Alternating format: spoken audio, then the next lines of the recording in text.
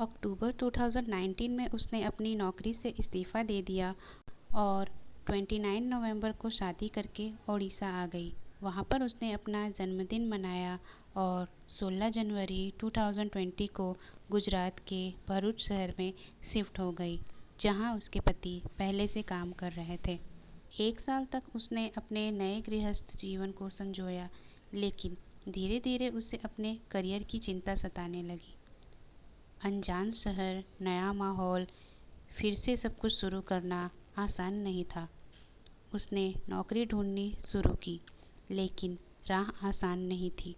फिर उसने पढ़ाई दोबारा शुरू की और वडोदरा में जावा का कोर्स ज्वाइन किया। हर दिन भरूच से वडोदरा और वडोदरा से भरूच 1 घंटे का सफ़र करके वह क्लास जाती और लौटती थी। उसने कई जगह नौकरी के लिए अप्लाई किया, इंटरव्यू दिए, पर सफलता नहीं मिली। निराशा गहराने लगी, लेकिन उसके मन में एक सपना था, एक स्वतंत्र महिला बनने का सपना। उसने समझ लिया था कि गृहस्थ जीवन के साथ साथ आत्मनिर्भर होना कितना ज़रूरी है।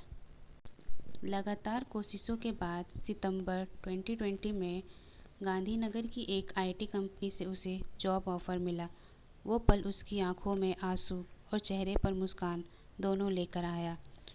उसकी दूसरी सैलरी 17,000 थी, जिसमें से 15,000 मिलते थे।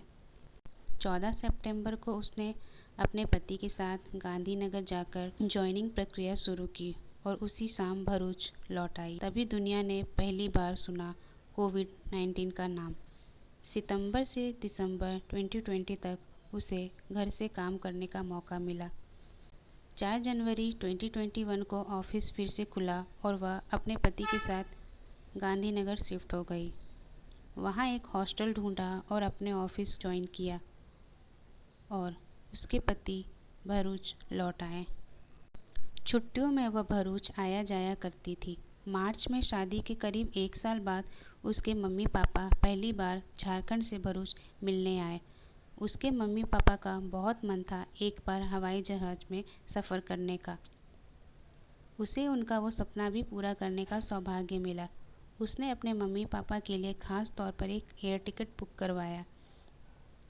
1 हफ्ते का समय परिवार, सास ससुर, देवर और पति के साथ बहुत ही खूबसूरत रहा।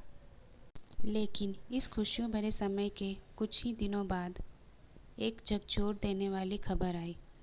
जब उसके पति ऑफिस में काम कर रहे थे, किसी कारणवश उनके चेहरे पर आग की चिंगारी गिर गई और पूरा चेहरा झुलस गया।